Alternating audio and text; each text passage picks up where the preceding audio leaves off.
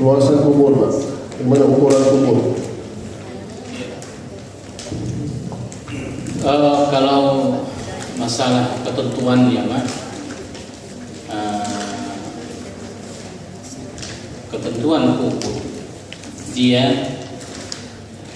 kalau kita bilang kalau masalah ukuran meter ini biasanya penggali ini sudah tahu berapa sentimeter, 2 meter ke bawah, ya kan? Tapi yang menjadi ukuran adalah bahwa kalau nanti mayat itu sudah membusuk dia di bawah, tidak akan tercium baunya ke atas, sehingga memungkinkan binatang atau apa yang menggalinya. Itu aja ukuran.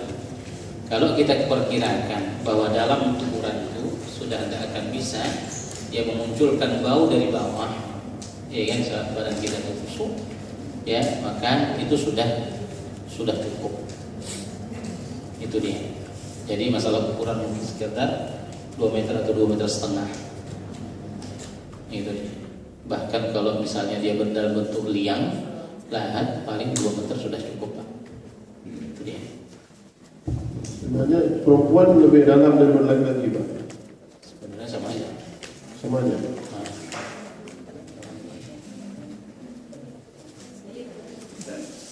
Silakan. Yang dokter badan contohnya kencing manis, potong kakinya, macam mana pengurusan anggota yang nak? Gimana? Tidak dipotong. Orang yang mutasi gara-gara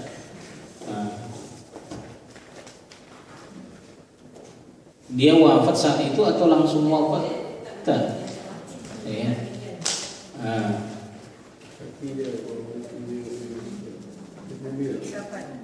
Sebenarnya apa kita bilang, tubuh kita ini bukan milik kita. Ya, tubuh kita ini bukan milik kita. Karena itu maka bila kita wafat, maka kita sepatutnya harus wafat dalam keadaan bagaimana Allah menciptakan kita, begitulah patutnya kita dikembalikan. Bila kita utuh ya di masa hidup, maka waktu wafat pun harus utuh. Makanya misalnya bila ada mayat yang kita bilang terbunuh, kemudian ada yang badannya di mana, ada yang badannya di mana, tapi lama-kelamaan dapat, maka harus dimasukkan itu ke kuburnya. Tapi mungkin di sini beda. Saya bilang katakan begini, kenapa? Karena kalau sudah seperti itu, di situ ada istilah tubuh yang sudah rusak. Artinya kan di situ penyakit. Nah, kata dokter pun mereka buang itu, atau mereka tahu di mana. Artinya kalau sudah seperti ini, ya maka dia apa kita bilang dikubur dalam keadaan posisi seperti itu, walaupun dia tidak tahu di mana kakinya. Ya, jadi Allah.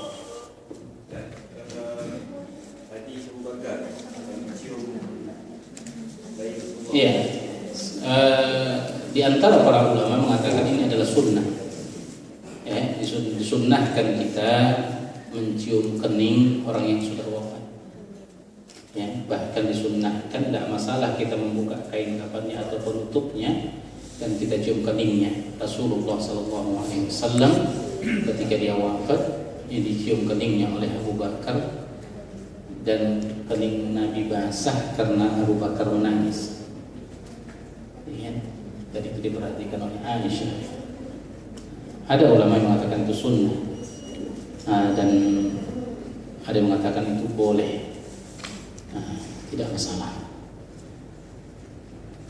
Ya, Bu? Kalau istri nak cium mayat suami, Boleh, tidak ada masalah, Bu. kita dalam keadaan Wudhu dia nggak batal, wudhu ibu yang batal.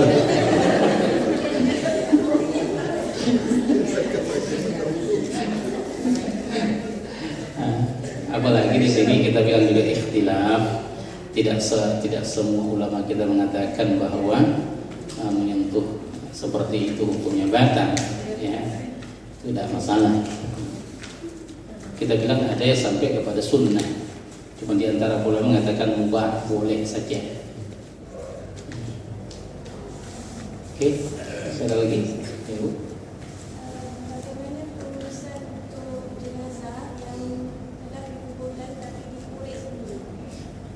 dia secara hukum tidak boleh, Bu, ya. Secara hukum tidak boleh.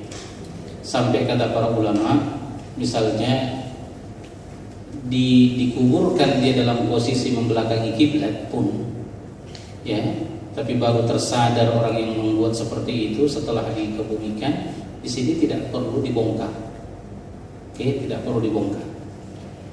Karena memang menghadapkan mayat ke dalam ke kiblat itu bukan sampai kepada derajat wajib, dia hanya sebagai sunnah saja, atau istihbab, lebih diharuskan, lebih disukai. Tapi bila diperlukan, kapan diperlukan dia dibongkar?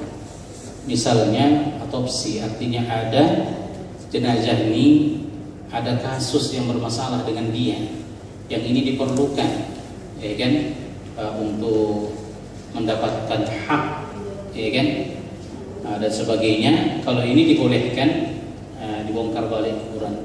Atau kita bilang salah tanam, ya, salah tanam maksudnya dikubur dia misalnya di kuburan orang kafir, sementara dia Islam, dan kita ketahui misalnya, maka itu harus dibongkar atau dipindahkan dia kepada kuburan kaum muslimin, atau misalnya dikuburkan di kuburan orang-orang yang tidak seakidah, orang-orang pembenci sahabat seperti kuburan Syiah, itu harus dipindahkan dia kepada kuburan orang Ahlus Sunnah. Nah, seperti itu. Jadi selama ada, kita bilang, alasan yang dibenarkan oleh agama, boleh dibongkar, maka itu harus dibongkar. Alasan seperti kita bilang tadi, belum dimandikan, sudah dikuburkan, nah ini harus dibongkar.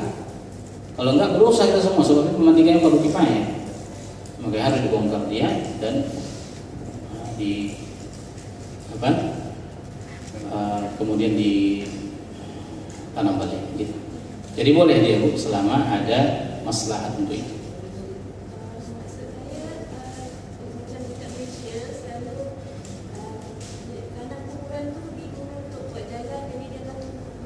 Iya, kalau ini untuk maslahat ammah dan memang, ya, dan tidak ada cara lain kecuali untuk itu, maka dipindahkan dia, dan ini hukumnya boleh. Tak, cukup dipindahkan saja. Apalagi yang dimandikan.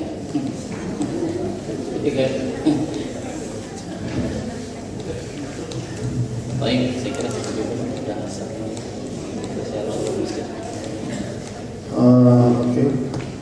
Insyaallah, alhamdulillahirabbil alamin.